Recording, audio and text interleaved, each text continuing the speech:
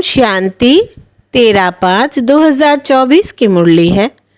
मुख्य रूप से बाबा ने कहा, क्योंकि तुम्हारा बाप ही टीचर है, बाप बच्चों से खर्चा अर्थात फी कैसे लेगा। बाप का बच्चा बने, गोद में आए तो वर्षे के हकदार बने। तुम बच्चे बिना खर्चा कौड़ी से हीरे जैसा देवता बनते हो। भक्ति में तीर्थ करेंगे, दान पुण्य करेंगे तो खर्चा ही खर्चा। यहाँ तो बाप बच्चों को राजा ही देते हैं, सारा वर्षा मुफ्त में देते हैं। पावन बनो और वर्षा लो। आगे कहा, स्वयं को गरीब से साहूकार बनाने के लिए बाप से अविनाशी ज्ञान रत्न लेने हैं। यह एक एक रत्न लाखों रुपयों का है। इनकी वैल्यू जानकर पढ़ाई पढ़नी है। यह पढ़ाई ही सोर्स ऑफ इनकम है। इसी से ऊंच पद पाना है। अब सुनते हैं महावाक्यों को विस्तार से। बाबा ने कहा, मीठे बच्चे, तुम यहाँ मनुष्य से देवता बनने की ट्यूशन लेने आए हो, कौड़ी से हीरा बन रहे हो। प्रश्न है, तुम बच्चों को इस पढ़ाई में कोई भी खर्चा नहीं लगता है, क्यों? उत्तर, क्योंकि तुम्हारा बाप ही टीचर है। बाप बच्चों से खर्चा कैसे लेगा। बाप का बच्चा बने, गोद में आए तो वर्षे के हकदार बने।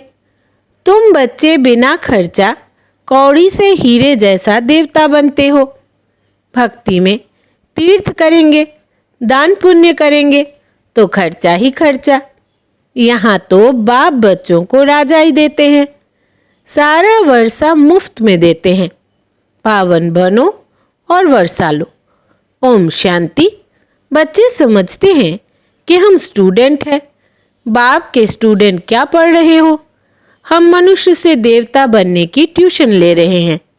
हम आत्माएं परमपिता परमात्मा से ट्यूशन ले रहे हैं।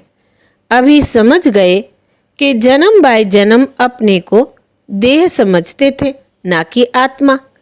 वो लौकिक बाप फिर ट्यूशन के लिए और जगह भेज देते हैं, सदगति के लिए और जगह भेज देते हैं। बाप बूढ़ा हुआ तो फिर उनको वानप्रस्थ में जाने की दिल होती है, परंतु वानप्रस्थ के अर्थ को कोई जानते नहीं है। वाणी से परे हम कैसे जा सकते हैं? बुद्धि में नहीं बैठता है। अभी तो हम पतित हैं। जहाँ से हम आत्माएं आई है वहाँ तुम पावन थे। यहाँ आकर पाठ बजाते बजाते पतित बने हैं। अब फिर पावन कौन बनाए? पुकारते भी है, हे पतित पावन। गुरु को तो कोई पतित पावन कह नहीं सकते। गुरु कहते हैं, फिर भी एक में पूरा निश्चय नहीं बैठता है। इसलिए जांच करते हैं, ऐसा कोई गुरु मिले जो हमको अपने घर अथवा वानप्रस्थ अवस्था में पहुंचाए। उसके लिए बहुत युक्तियां रचते हैं। जहां सुना फलाने की बहुत महिमा है, वहां जाएंगे। जो इस झाड़ का सैंपलिंग है, उनको तुम्हारे ज्ञान का तीर लग जाता है। समझते हैं, यह तो क्लियर बात है। बरोबर, तुम वानप्रस्थ अवस्था में जाते हो ना, कोई बड़ी बात नहीं है। टीचर के लिए स्कूल में पढ़ाना कोई बड़ी बात नहीं है। भक्तों को क्या चाहिए, यह भी किसको पता नहीं है। अभी तुम बच्चे इस ड्रामा के चक्र को अच्छी तरह से जान गए हो। तुम समझते हो, बरोबर बाप ने ही वर्षा दिया था, जो अब दे रहे हैं, फिर उसी अवस्था में आएंगे। सो तो तुम बच्चे समझते हो। पहली मुख्य बात है पावन बनने के लिए बाप को याद करना। लौकिक बाप तो सबको याद है, पारलौकिक बाप को जानते ही नहीं है। अभी तुम समझते हो, अपने को आत्मा समझ बाप को याद करना सहज ते सहज भी है, डिफिकल्ट ते डिफिकल्ट भी है। आत्मा इतना छोटा सितारा है, बाप भी सितारा है। वो संपूर्ण पवित्र आत्मा और यह संपूर्ण अपवित्र। संपूर्ण पवित्र का संग तारे, सो तो एक का ही संग मिल सकता है। संग चाहिए जरूर, फिर कुसंग भी मिलता है 5 विकार रूपी रावण का। उनको कहा ही जाता है रावण संप्रदाय। तुम अभी बन रहे हो राम संप्रदाय। तुम राम संप्रदाय बन जाएंगे, फिर यह रावण संप्रदाय नहीं रहेगा। यह बुद्धि में ज्ञान है। राम कहेंगे भगवान को। भगवान ही आकर राम राज्य स्थापन करते हैं, अर्थात सूर्यवंशी राज्य स्थापन करते हैं। राम राज्य भी नहीं कहेंगे, परंतु समझाने में सहज होता है। राम राज्य और रावण राज्य वास्तव में है सूर्यवंशी राज्य। तुम्हारा एक छोटा पुस्तक है, हीरे जैसा जीवन कैसे बने। अब हीरे जैसा जीवन किसको कहा जाता है, मनुष्य क्या जाने सिवाय तुम्हारे। लिखना चाहिए हीरे जैसा देवताई जीवन कैसे बने। देवता अक्षर ऐड होना चाहिए। तुम फील करते हो हम हीरे जैसा जीवन यहाँ बना रहे हैं, सिवाय बाप के और कोई बना न सके। किताब है अच्छा, उसमें यह अक्षर सिर्फ ऐड करो। तुम आसुरी कौड़ी जैसे जन्म से देवताई हीरे जैसा जन्म सेकंड में प्राप्त कर सकते हो, बेगैर कौड़ी खर्चा। बच्चा बाप के पास जन्म लेता है और वर्षे का हकदार बनता है। बच्चे को खर्चा लगता है क्या? गोद में आया और वर्षे का हकदार बना। खर्चा तो बाप करते हैं, ना कि बच्चा। अभी तुमने क्या खर्चा किया है? बाप का बनने में कोई खर्चा लगता है क्या? नहीं। जैसे लौकिक बाप का बनने में खर्चा नहीं आता, वैसे पारलौकिक बाप का बनने में भी कोई खर्चा नहीं लगता। यह तो बाप बैठ पढ़ाते हैं, पढ़ाकर तुमको देवता बनाते हैं। तुम कोई छोटे बच्चे तो नहीं हो, बड़े हो। बाप का बनने से बाप राय देते हैं, तुमको अपनी राजधानी स्थापन करनी है। इसमें पवित्र जरूर बनना है। खर्चा तो कुछ भी नहीं लगता। गंगा पर जाते हैं, तीर्थों पर स्नान करने जाते हैं, खर्चा तो करेंगे ना। तुमको बाप पर निश्चय हुआ, खर्चा लगा क्या? तुम्हारे पास सेंटर्स पर आते हैं, तुम उनको कहते हो अब बेहद के बाप का वर्षा लो, बाप को याद करो। बाप है ना। बाप खुद कहते हैं मेरा वर्षा तुमको चाहिए तो पतित से पावन बनो, तब पावन विश्व के मालिक बन सकेंगे। यह भी जानते हो बाप बैकुंठ स्थापन करते हैं। समझदार बच्चे अच्छी रीति समझते हैं। उस पढ़ाई में खर्चा कितना होता है? यहाँ खर्चा कुछ भी नहीं। आत्मा कहती है हम अविनाशी है, यह शरीर विनाश हो जाएगा, बाल बच्चे आदि सब विनाश हो जाएंगे। अच्छा, फिर इतने पैसे जो इकट्ठे किए हैं वो क्या करेंगे? ख्याल तो होगा ना, कोई साहूकार भी होंगे। समझो उनको कोई है नहीं, ज्ञान मिलता है तो समझते हैं इस हालत में पैसा क्या करेंगे। पढ़ाई तो है सोर्स ऑफ इनकम। बाबा ने बताया था एक इब्राहिम लिंकन था, बहुत गरीब था, रात को जागकर पढ़ता था। पढ़ पढ़ कर इतना होशियार हो गया जो प्रेसिडेंट बन गया। खर्चा लगता है क्या? कुछ भी नहीं। बहुत है जो गरीब होते हैं, उनसे गवर्नमेंट पैसे नहीं लेती है पढ़ने के। ऐसे बहुत पढ़ते हैं तो वो भी बेगैर फ्री प्रेसिडेंट बन गया, कितना बड़ा पद पा लिया। यह गवर्नमेंट भी कुछ खर्चा नहीं लेती, समझती है दुनिया में सब गरीब है। भल कितने भी साहूकार, लखपति, करोड़पति है, वो भी कहेंगे गरीब है। हम उनको साहूकार बनाते हैं। भल धन कितना भी हो, तुम जानते हो बाकी थोड़े दिन के लिए है, यह सब मिट्टी में मिल जाएगा, तो गरीब ठहरे ना। सारा मदार है पढ़ाई पर। बाप बच्चों से पढ़ाई का क्या लेंगे? बाप तो विश्व का मालिक है। बच्चे जानते हैं हम भविष्य में यह बनेंगे। मैं आया हूँ यह स्थापना करने। बैज में भी यह समझानी है। नई नई इन्वेंशन निकलती रहती है। शिव बाबा कहते हैं, हमारी जो आत्मा है उनमें सारा पाठ नूंदा हुआ है। जो विकारी पतित बने हैं उनको बाप आकर पावन बनाते हैं। यह तो जानते हो 5000 वर्ष पहले बाप से विश्व की बादशाही ली थी। मुख्य बात बाप कहते हैं, माँ में कम याद करो।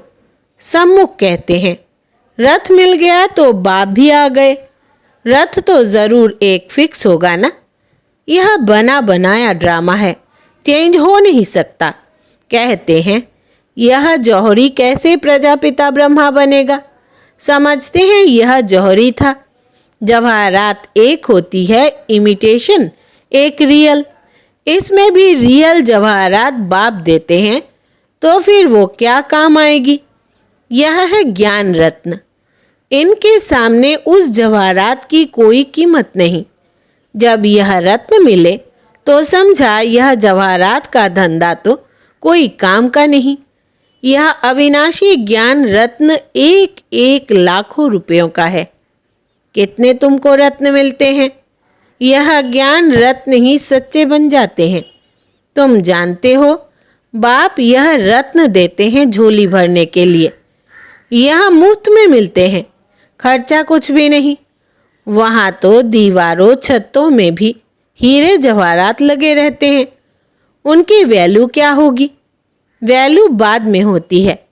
वहाँ तो हीरे जवाहरात भी तुम्हारे लिए कुछ नहीं है। यह तो बच्चों को निश्चय होना चाहिए। बाप ने समझाया है, यह रूप भी है, बसंत भी है। बाबा का छोटा सा रूप है। उनको ज्ञान सागर कहा जाता है। यह ज्ञान रत्न है जिससे तुम बहुत धनवान बनेंगे। बाकी कोई अमृत व पानी आदि की बरसात नहीं है। पढ़ाई में पानी की बात नहीं होती। पावन बनने में खर्च की बात ही नहीं। तुमको अब विवेक मिला है। समझते हो पतित पावन तो एक ही बाप है। तुम अपने योग बल से पावन बन रहे हो। जानते हो पावन बन पावन दुनिया में चले जाएंगे। अब राइट यह है या वो, इन सब बातों में बुद्धि चलनी चाहिए। ड्रामा में यह भक्ति का पाठ भी होने का ही है। बाप कहते हैं, अब तुमको पावन बन पावन दुनिया में चलना है। जो पावन बनेगा वो जाएगा। जो यहाँ की सैंपलिंग होंगे वो निकल आएंगे। बाकी थोड़े ही समझेंगे। वो तो दुवन में फंसे ही रहेंगे। जब सुनेंगे तब पिछाड़ी में कहेंगे, अहो प्रभु तेरी लीला। अब पुरानी दुनिया को नई कैसे बनाते हो? तुम्हारा यह ज्ञान अखबारों में बहुत बहुत पड़ जाएगा। खास यह चित्र अखबार में रंगीन डाल दो और लिख दो, शिव बाबा प्रजापिता ब्रह्मा द्वारा पढ़ाकर स्वर्ग का मालिक यह लक्ष्मी नारायण बनाते हैं। कैसे? याद की यात्रा से। याद करते करते तुम्हारी कट उतर जाएगी। तुम खड़े खड़े सबको यह रास्ता बता सकते हो कि बाप कहते हैं, माँ में कम याद करो, अपने को आत्मा समझो। घड़ी घड़ी यह याद दिलाकर फिर देखो उनका चेहरा कुछ बदलता है। नैन पानी से भीगते हैं तब समझो कुछ बुद्धि में बैठता है। पहले पहले यह एक बात ही समझानी है। 5000 वर्ष पहले भी बाप ने कहा है, माँ में कम याद करो। शिव बाबा आया था तब तो शिव जयंती मनाते हैं ना। भारत को स्वर्ग बनाने के लिए यही समझाया था कि माँ में कम याद करो तो तुम पावन बन जाएंगे। छोटी छोटी बच्चियाँ भी ऐसे बैठ समझाए। बेहद का बाप शिव बाबा ऐसे समझाते हैं। बाबा अक्षर बहुत मीठा है, बाबा और वर्षा। इतना निश्चय में बच्चों को रहना है। यह है ही मनुष्य से देवता बनने का विद्यालय। देवताएं होते ही है पावन। अब बाप कहते हैं, अपने को आत्मा समझ मुझे याद करो, मन मना भव। अक्षर सुने हैं? ना सुने हो तो बाप सुनाते हैं। बाप कहते हैं, मैं ही पतित पावन हूँ, मुझे याद करो तो तुम्हारी खाद निकल जाए और सतो प्रधान बन जाएंगे। मेहनत ही यह है। ज्ञान के लिए तो सब कह देते हैं, बहुत अच्छा है, फर्स्ट क्लास ज्ञान है, परंतु प्राचीन योग की बात कोई जानते ही नहीं है। पावन होने की बात तुम सुनाते हो तो भी समझते नहीं। बाप कहते हैं तुम सब पतित तमो प्रधान बन गए हो, अब अपने को आत्मा समझ मुझे याद करो। असुल तुम आत्माएं मेरे साथ थी ना, मुझे तुम बुलाते भी हो, ओ गॉड फादर आओ। अब मैं आया हूं, तुम मेरी मत पर चलो। यह है ही पतित से पावन होने की बात। मैं हूं सर्वशक्तिवान एवं पावन। अब तुम मुझे याद करो। इनको ही प्राचीन राजयोग कहा जाता है। तुम धंधे आदि में भी भल रहो, बाल बच्चे आदि भी भल संभालो, सिर्फ बुद्धि योग और सबसे हटाकर मेरे साथ लगाओ। यह है सबसे मुख्य बात। यह ना समझा तो गोया कुछ भी नहीं समझा। ज्ञान के लिए तो कहते हैं बहुत अच्छा ज्ञान देते हो, पवित्रता भी अच्छी है, परंतु हम पवित्र कैसे बने? हमेशा के लिए यह बात समझते नहीं। देवताएं हमेशा पवित्र थे ना, वो कैसे बने? यह बात पहले पहले समझानी है। बाप कहते हैं मुझे याद करो। याद से ही पाप मिट जाएंगे और तुम देवता बन जाएंगे। अच्छा, मीठे मीठे सिकिलधे बच्चों प्रति माता पिता बाप दादा का याद प्यार और गुड मॉर्निंग। रूहानी बाप की रूहानी बच्चों को नमस्ते। हम रूहानी बच्चों की रूहानी बाप दादा को याद प्यार, गुड मॉर्निंग और नमस्ते बाबा नमस्ते। धारणा के लिए मुख्य सार। पहला, स्वयं को गरीब से साहूकार बनाने के लिए बाप से अविनाशी ज्ञान रत्न लेने हैं। यह एक एक रत्न लाखों रुपयों का है। इनकी वैल्यू जानकर पढ़ाई पढ़नी है। यह पढ़ाई ही सोर्स ऑफ इनकम है, इसी से ऊंच पद पाना है। दूसरा, राम संप्रदाय में आने के लिए संपूर्ण पवित्र जो एक बाप है उसका ही संग करना है। कुसंग से सदा दूर रहना है। सबसे बुद्धि योग हटाकर एक बाप में लगाना है। वरदान है शक्तिशाली याद द्वारा सेकंड में पद्मों की कमाई जमा करने वाले पद्मा पदम भाग्यशाली भव। विस्तार है आपकी याद इतनी शक्तिशाली हो जो 1 सेकंड की याद से पद्मों की कमाई जमा हो जाए। जिनके हर कदम में पदम हो तो कितने पदम जमा हो जाएंगे। इसलिए कहा जाता है पद्मा पदम भाग्यशाली। जब किसी की अच्छी कमाई होती है तो उसके चेहरे की फलक ही और हो जाती है, तो आपकी शक्ल से भी पद्मों की कमाई का नशा दिखाई दे। ऐसा रूहानी नशा, रूहानी खुशी हो जो अनुभव करे कि यह न्यारे लोग हैं। स्लोगन है ड्रामा में सब अच्छा ही होना है, इस स्मृति से बेफिक्र बादशाह बनो। ड्रामा में सब अच्छा ही होना है, इस स्मृति से बेफिक्र बादशाह बनो। अच्छा, ओम शांति।